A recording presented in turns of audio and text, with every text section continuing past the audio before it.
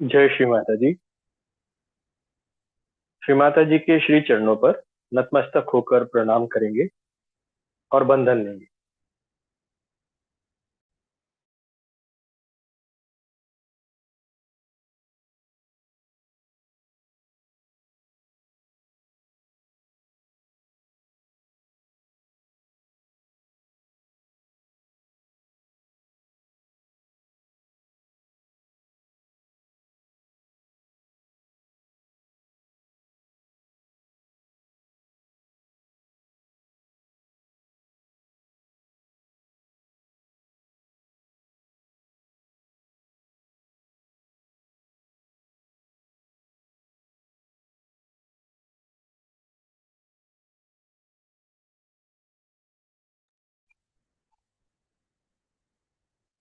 त्रिमहामंत्र एवं श्री गणेश मंत्र।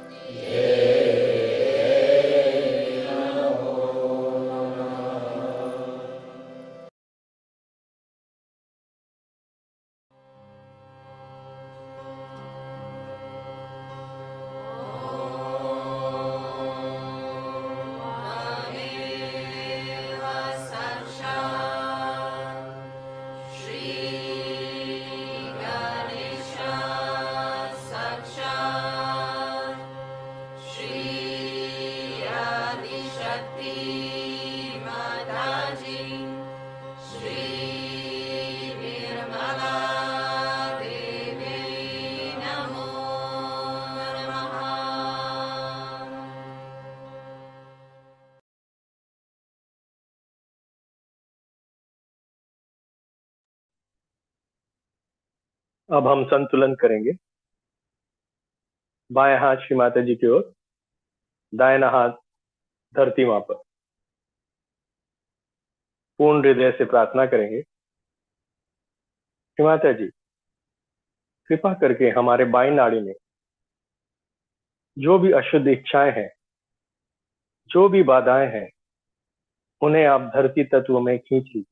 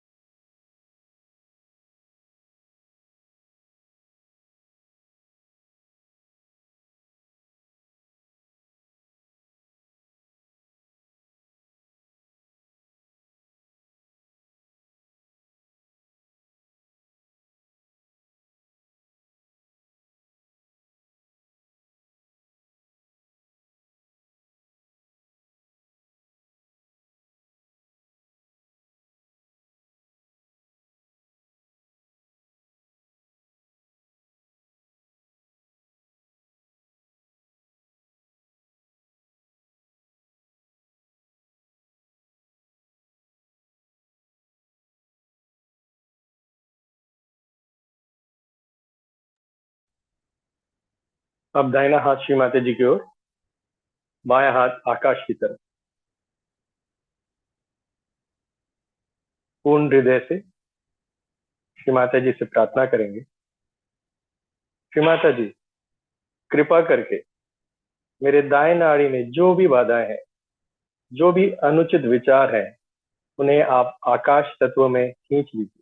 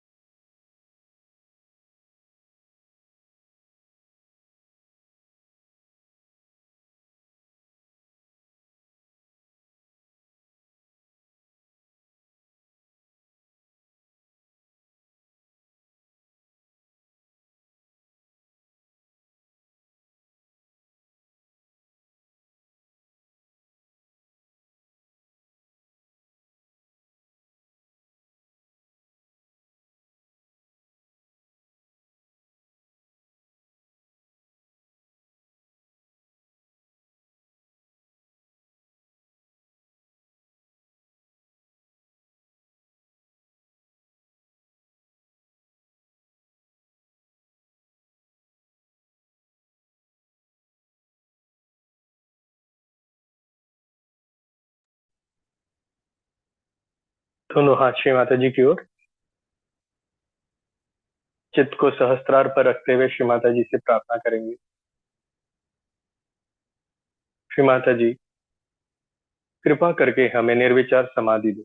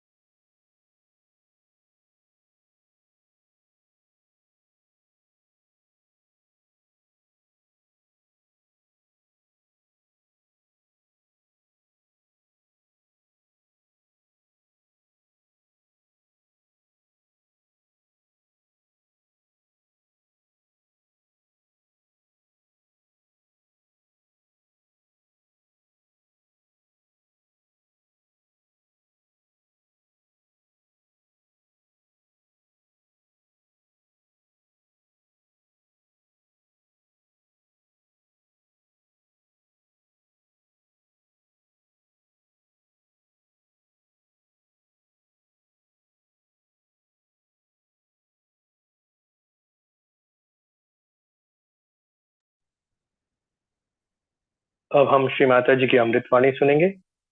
उसके पश्चात कुछ समय ध्यान में रहेंगे। We have broken many walls. As you know very well, that the conditionings we have finished that. It's very surprising. I have seen people when they get their realization, immediately after that they start seeing around them. They'll immediately tell you what's wrong with their religion. Then they'll tell you what's wrong with their country, what's wrong with their culture. It's through them I have come to know so much. I didn't know that this was so, but they themselves told us now.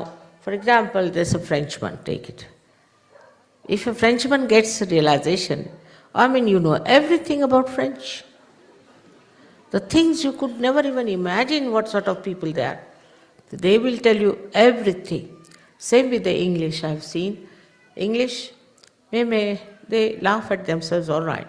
But actually, when they become realized souls, you see, they give you a complete picture of English people. Okay, what sort of people are there, what's wrong with them, how they are egoistical, this, that. I was amazed. I never knew so many things which I came to know through Sahajogis who got realization. Because they have seen all these things very thoroughly and very closely, and they knew what was it. Now, when you become so clean, washed up, completely, your mind completely cleaned out from all kinds of conditionings, you see, you become like a mirror, beautiful mirror. And in that mirror, one can see complete picture of the society in which you live, the complete picture of the government which rules you, everything. So clear-cut. And it is absolute. It is not biased. For example, you ask somebody, then he will say, what is your politics? If I say my politics is, I have no politics. Say, what? You have no politics? How can you exist without politics? I have no politics. So they will go on asking questions to you which are very much unknown. But for a realized soul, it's just the other way around. He not only sees, but also shows and expresses very clearly. I've been amazed at the way people have been really so reflective of the society into which they live and the country which they represent. So the identification is lost. Complete identification is lost. You don't feel identified much. You just see what's wrong with that person. Then also another point is that you start seeing how you can help, what you should do, how you can work it out. And the importance of that becomes your main theme in life. Everybody I see yesterday, the way you brought all these flags and all that, behind that flag I could see all of you wanted that peace should prevail in those countries. They should get all the joy and beauty of Sahaja. It's what a feeling it is. It's not like yourself becoming Sahajogis and sitting in the corner, no. They want to do it for that country about which they are not identified, but without identification, they have that deep feeling that they have to work out, correct it. It's a very different type of personality you develop. Normally, you see, if you say a word against somebody that see in your country, they do like this. Oh, what are you talking? What about your country? Immediately, they'll never accept. If you just try to even say one word against their country or their government, which may be the most rotten government, but no, stay, what? We are all right. That kind of stupid identification, which keeps you completely glued to that society. Like, some people will say, no, I have to go to the pub. I say, why? Why have to go to the pub? That's our society. That's our culture. We have to go. We have to go to the pub, get drunk and fall down, all of us together. That's the sort of thing we are. We can't help it. You see, this is what it is. You tell anybody that why do you do this like this? What is the need to do? No, because I have to live in this society. After all, I belong to this society and I just can't do what I like. But when you get your realization, you can do what you like. You can do what you like because you only like that is righteous, that is good, that is constructive, that is helpful. So you can do whatever you like. After realization, there is no restriction for it. All these restriction of don't, these really enslave you. I think it very much enslaves you. But after realization, you are such a free bird that nothing can enslave. For example, there are many preachers who preach you shouldn't drink, you should not smoke, take drugs, you should do this, you should do that. But it doesn't stop, doesn't help. People struggle, try everything, ultimately they commit suicides. But they can't get rid of those habits. While now you are so powerful that nothing can stick to you. That's the purity of your character that has come up. It doesn't allow any nonsensical things to stick to you. I have heard of so many Sahajogis telling me how their eyes have steadied down, how they have become so righteous, how they have become so pure, and they can't understand. They said, Mother, is it your power, your purity you have given us, or it is our purity you have awakened? Of course yours, no doubt. All these things you have and you become aware of it. And thus you get absolutely misidentified, I should say, with all these nonsensical things, and you don't like it. You just don't like it, and you go on criticizing. I have been to all these countries also before, and I have met people who are very much identified, and diplomatically I was not supposed to say anything whatsoever that would make them feel that they are doing something wrong. But after Sahaja Yoga, the same people are telling us and making fun of the whole thing. For example, I've heard some Sahajogis talking to each other. He says, you see, in my country, this is so stupid thing going on. Another one said, nobody can beat mine. It's much worse. It's a very common competition among Sahajogis going on.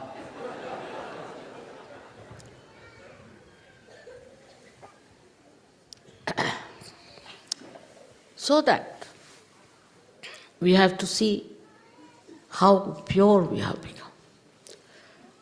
And in this purity, anything that is dirty, murky, anything that will spoil this purity, we don't like it.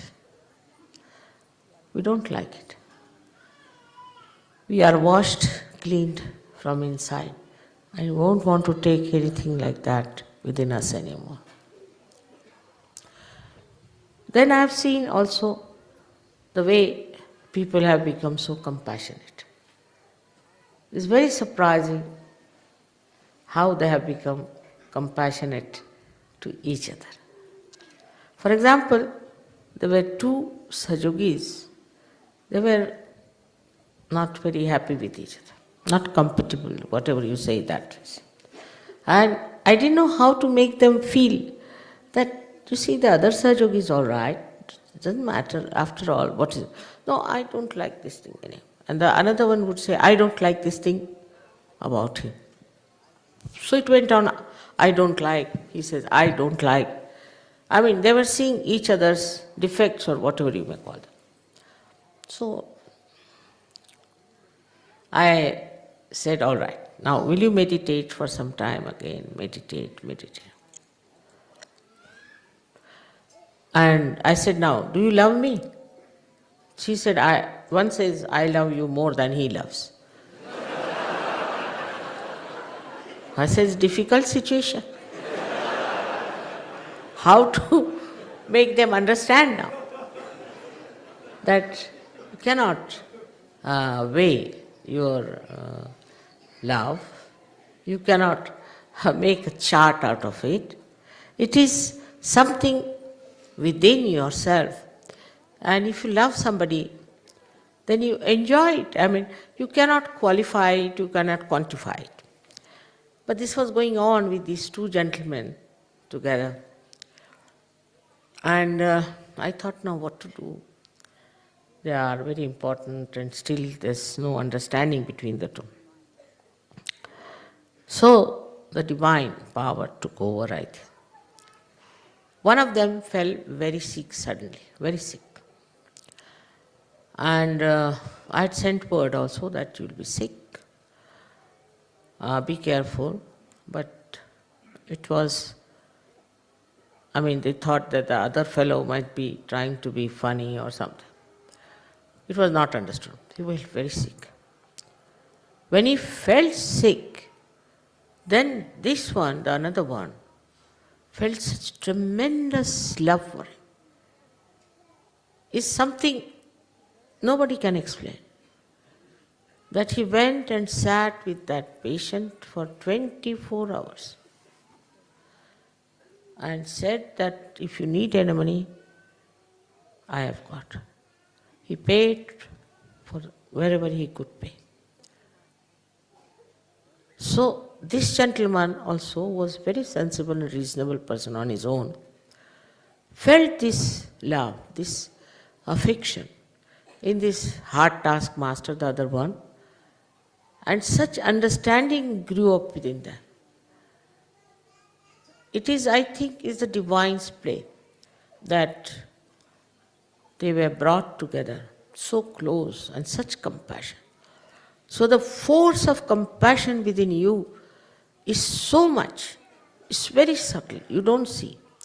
Because on mental level, I was telling them, arguing, trying to pacify him, like that was on, it would not work out.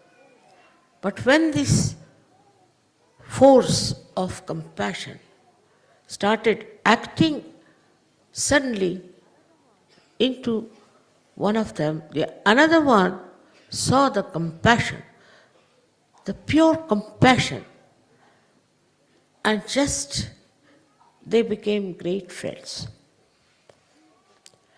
So one has to feel the compassion within yourself. I have seen many a times that there are many Sahajogis, and sometimes I have to correct them or say something. Immediately another one will say, Mother, can you forgive him? You can't forgive. As I have forgiven, I am not doing anything. Please forgive, please. I feel so happy to hear that.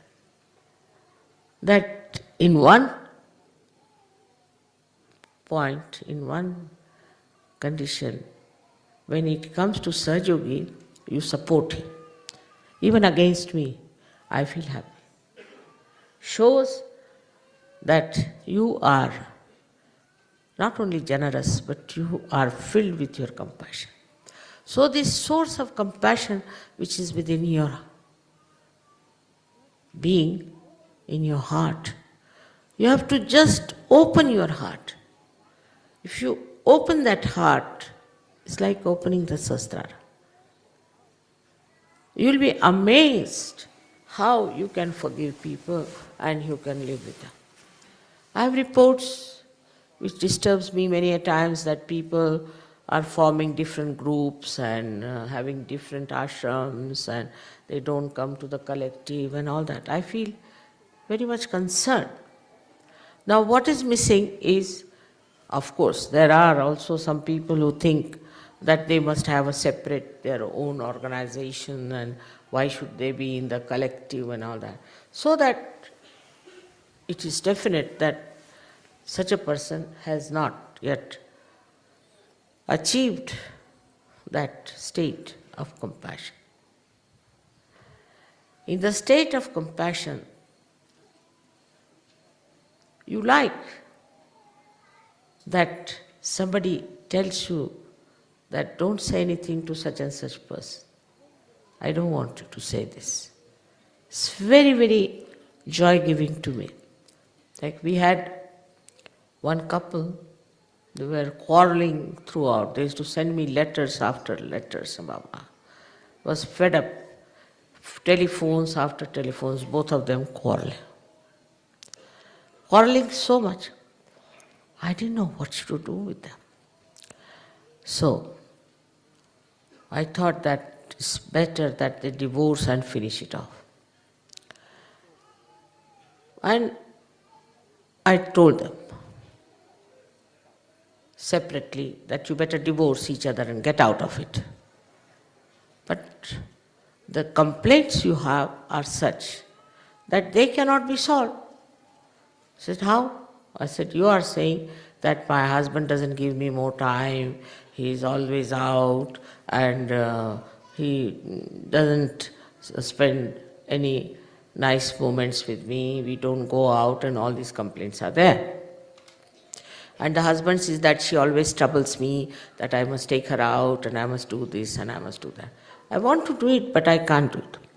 So I said, but when you take a divorce, you will never claim anything. Permanently the husband is lost and you are lost. So why do you want to do such a thing? Immediately, this compassion started working. And then I put in a word, supposing any one of you is sick tomorrow, then who will look after each other? This just put them out.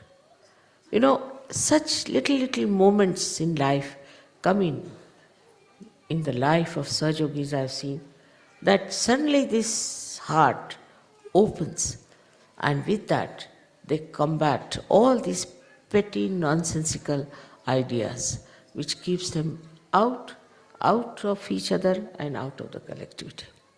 What gives me the greatest enjoyment is to see how you love each other, care for each other, joke with each other, and dance with each other. This is the greatest thing that I enjoy. I don't want to get rid of this idea of mine, despite the fact so many times I find it's hard to believe how could Sahajogis behave like this and try to create rifts and distances between the people who are realized souls. Because realized souls anywhere in the world, if you see them, they respect each other. Not only respect, cared, and never talked ill of another realized soul. Never. I don't know if you have known about the private lives of these saints, but in India, as we have had so many of them, when you see them, how they have behaved towards each other, the way they have looked after each other, it's so beautiful, it's so noble, as if they care for the other Sahajogi or yogi or a realized soul than for themselves. And the whole thing makes you feel like in a new world of new people who care for the feelings of others and not what they want to say or what they want to have or there's something special. Also, in Sahajoga, you have lost your speciality. Some of them think they are very special. Supposing I call some lady to put, say, alta on my feet. She starts thinking she's very special, but I just call her because I know she has a horrible agya and I have to clear it out.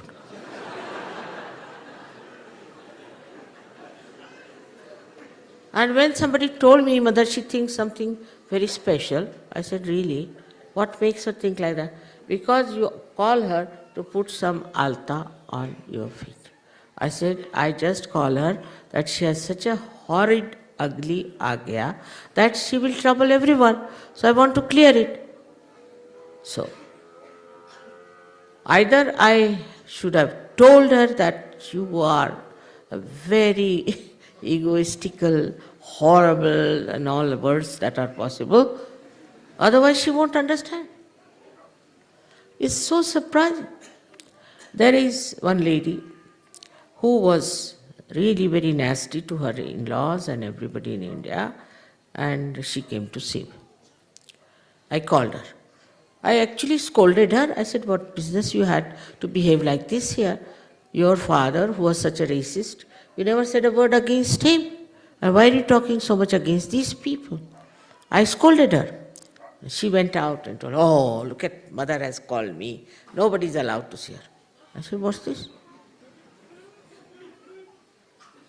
It's a very funny situation with people, I sometimes feel, the way they think they are something special and they should make themselves special. It is becoming really difficult. Now, just to show my love, to appreciate something people have done, and if you give some present to that person, or you show concern about that person because he's done some good work or something, he starts thinking he's something special. I mean, it's an impossible situation. Because I expect that if I have done anything good to that person, or in any way suggested my concern about a person, that person has to become a very good Sahajogi, in the sense the most humble and honest and loving person. Otherwise, it has no meaning. No use being good to anyone if that means that person jumps into hell. So this one is also another idea of speciality. Thanda hai pani, jara pani do. That they have lost their sense of speciality. When a drop becomes the ocean, it has become the ocean, but it's not the drop anymore. If anybody thinks I am a special person, then know that you are no more an ocean. You are still the drop. Because unless and until you are the drop, how can you feel that I am something special? So you have lost your speciality. You have lost it because all these ideas of speciality comes from your past.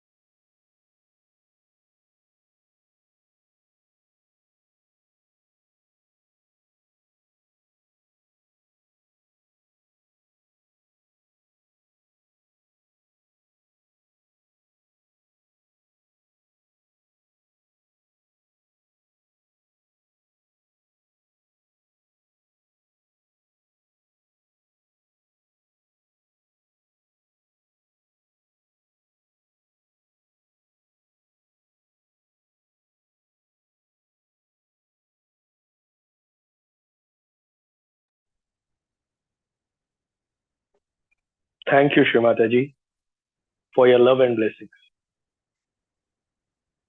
Shri Mata ji के श्री चरणों पर नतमस्तक होकर प्रणाम करेंगे और बंधन लेंगे।